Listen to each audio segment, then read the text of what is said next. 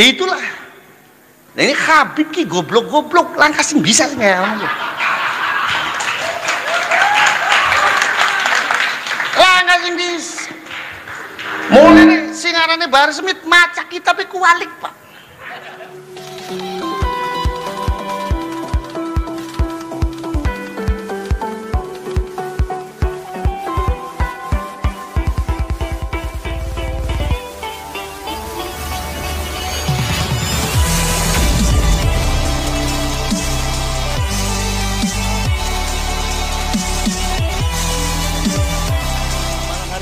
Pelantikan pengurus perjuangan Wali Songo Cirebon diadakan di pondok kami. Ini adalah bentuk daripada dukungan kami kepada PWI. Saya sudah katakan di media bahwa PWI itu bagus sekali. Bukan karena ketuanya kakak saya, bukan. Malah saya ini nggak boleh deket-deket dengan Syarif Abbas. Ngobrol serius 1 menit, kesananya itu berantem kalau saya dengan Syarif Abbas itu. Makanya jangan deket-deket. Jadi saya ini sangat objektif mendukung PWI. Bukan karena Syarif Abbas kakak saya, bukan. Tapi karena programnya itu yang membuat saya ini sangat mendukung. Pertama adalah pelurusan sejarah. Di mana di hari ini kita menghadapi satu tantangan. Banyak sekali oknum-oknum yang menyelewengkan sejarah kita. Dari mulai NU, yang menurut saya pribadi itu bukan hanya sebagai sebuah organisasi atau jamaah, tapi NU itu amanat syariat bagi saya. Di hari ini ada oknum-oknum yang membelokkan sejarah NU. Yang kedua adalah pemalsuan nasab. Di mana pemalsuan nasab ini dipakai oleh mereka untuk mengelabui dan mendoktrin masyarakat dengan tidak baik. Di darah saya ini ada darah Rasulullah. Di darah saya ini ada darah Nabi Muhammad SAW. Tetapi itu bukan sebagai sebuah contoh tauladan, itu dipakai dan dipergunakan untuk membohongi masyarakat, bahkan yang lebih kejam daripada itu untuk menindas masyarakat. Yang padahal secara nasab kajian dari Kiai Imaduddin Utsman ini hal yang sangat luar biasa, membuktikan bahwa secara nasab mereka ini batal, bukan turunannya Kanjeng Nabi, yang justru malah turunannya Kanjeng Nabi itu adalah keturunan Wali Songo. Saya cucunya Syekh Syarif, begini-begini kata saya di turunannya Nabi. Ada yang ngomong, masa turunan Nabi cungure pesek kiri jari kita.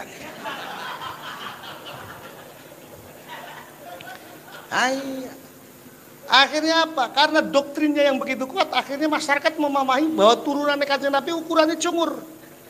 Kalau ukurannya cungur, masa saya dengan Syarif Abbas beda keturunan? Ya kan? Syarif Abbas ini kan hidungnya mancung. Kalau dikatakan turunannya Nabi, wajar, pantas. Wajahnya nih Arabi. Kalau saya Cirebon Tulen, Pak. Mulane lagi kita ngomong mengkenen turunannya Sunan Gunung Jati, mengkenen turunannya Kanjeng Nabi. Anas ngomong, masa turunannya Kanjeng Nabi cungure pesek kirik jadi gitu.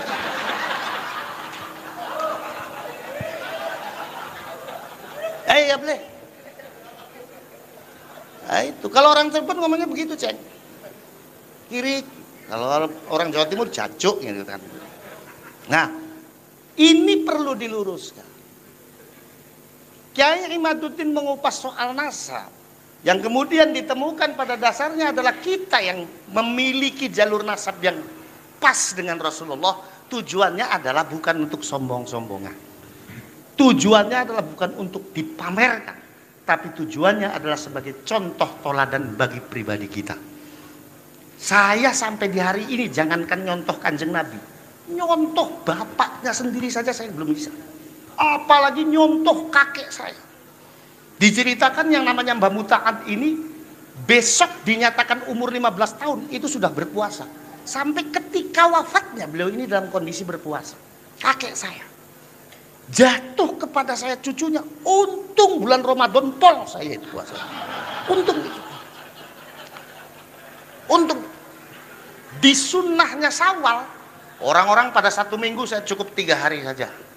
Ada yang nanya, Rip, ngapa di puasa makan telung dina bisa jarewel dari kita, ganjarannya pada baik dari kita.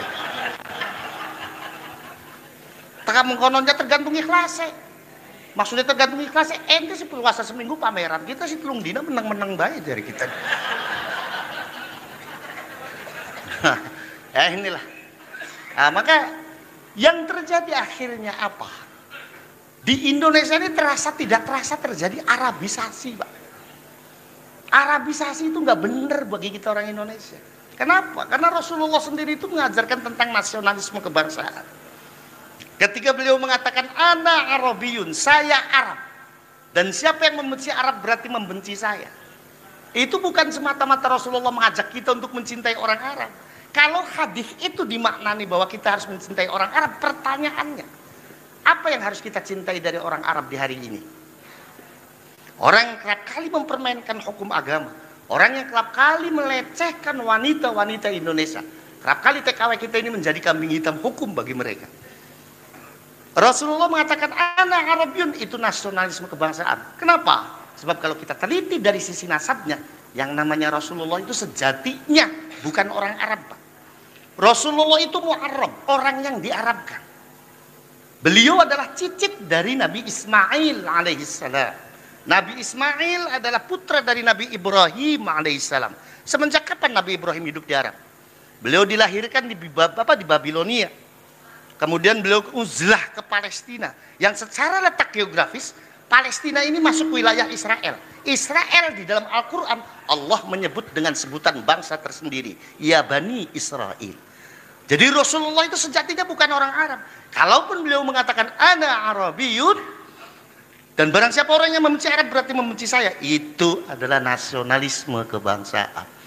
Maka mencerna hadis ini harus dilihat konteksnya.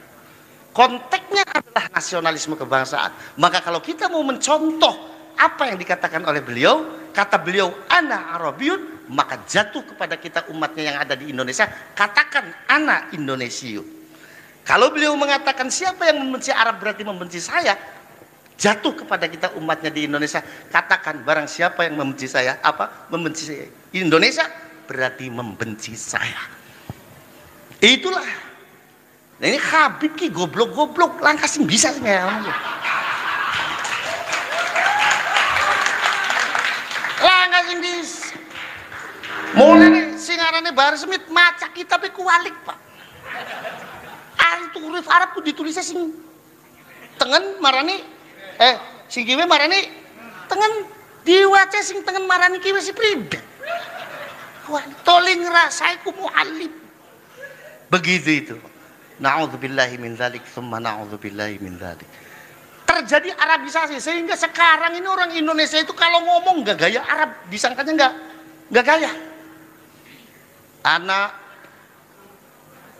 liko ukhti akhi gabal gabul. Saya bilang, kenapa ente pakai bahasa mengkonon? Jadi dia ngomong, bahasa Arabku Kang afdol. Iya, bahasa Arab itu afdol, tapi sing Qur'ani. Ariana wong mati diucapkan inna lillahi wa inna ilaihi raji'un. Ketika kita mendapatkan belai ninggalan astagfirullah. Ketika kita melihat sesuatu yang menakjubkan subhanallah. Ari akhi ukhti gabal gabul bahasa congor irit kita. Nggih napa nggih? Nah, kalau Syarif Abbas ini pinter bahasa Arabnya. Kalau saya nggak bisa, saya bisa bahasa Arabnya sesuai nahwu sorof. Makanya ketika saya umroh, saya lagi ngopi di warung. Saya nuang kopi luwak white kopi, Bu. Ada orang Arab datang. Malkah huwa ya haj? Ki kopi apa? Kita ini keder, kopi luwak nih bahasa Arab apa? Akhirnya jari kita hadhil qahwa allati tahruju min silitil luwaki.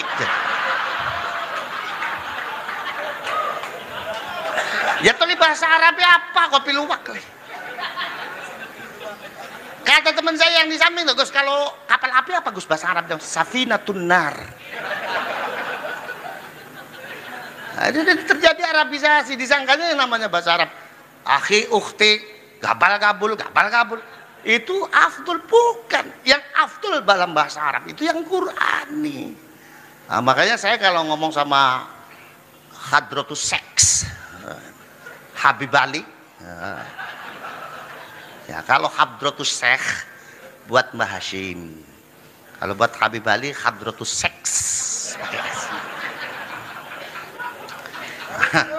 Itu kalau ngomong, kalau sama beliau itu ngeledekin orang Arab itu seneng. Saya bilang, beliau kan, waduh, rambutnya gondrong, awaknya gede, percis kayak foto Gajah Mada. Gitu. Kata orang itu, Yip, antum tuh kalau manggil orang sembarangan saja. Ya kita siapa ndeleng jelog-groge bae. Gus Muafik awake gede, ireng, rambutnya gondrong, tak undangnya jin Islam. Iya.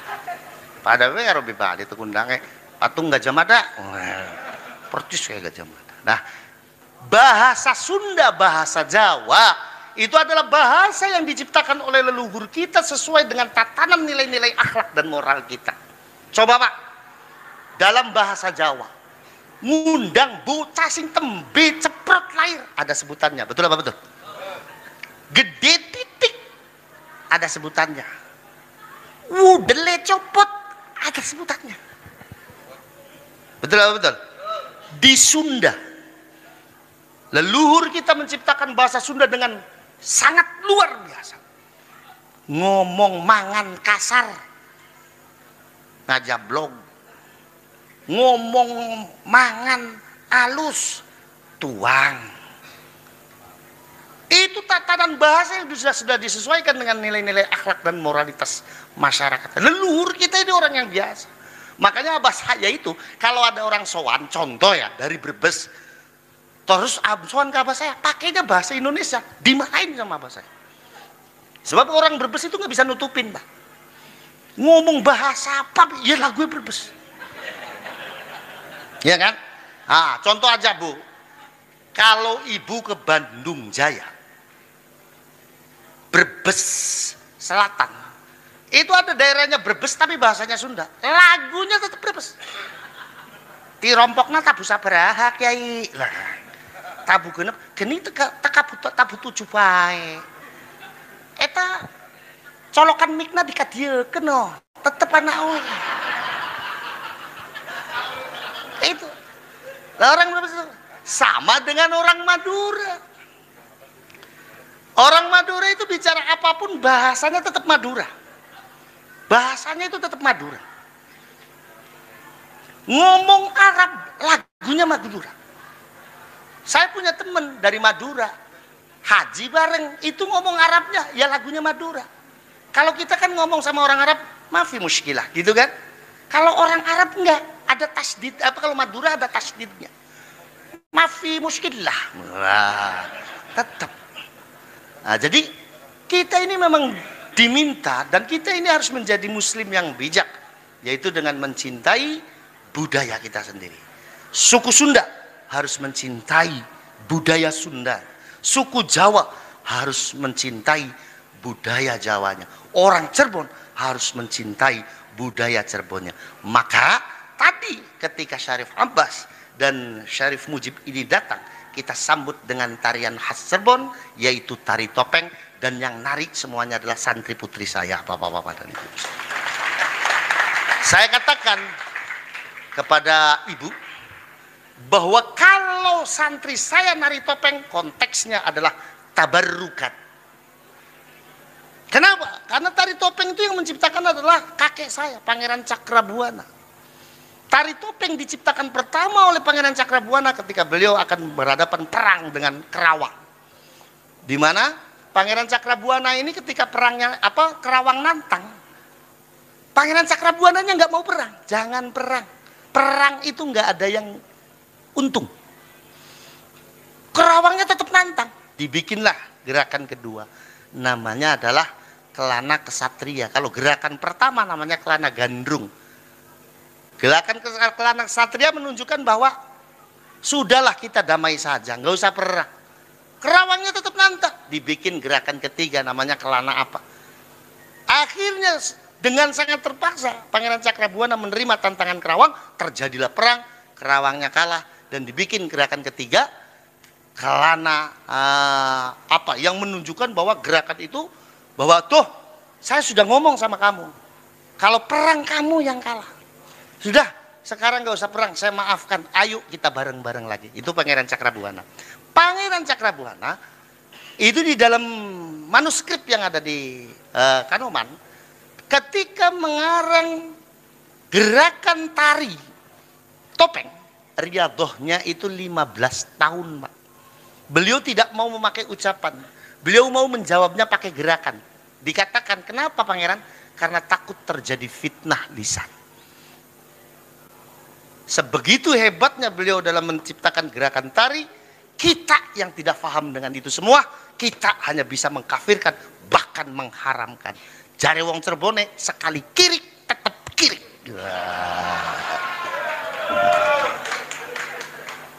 Nah inilah, saya meriset sejarah Cirebon itu kurang lebih 4 tahun dengan almarhum almarhumlah Dr. Affan Safari Hashim, ahli filologi yang beliau juga masih keluarga dari Kesultanan Cirebon.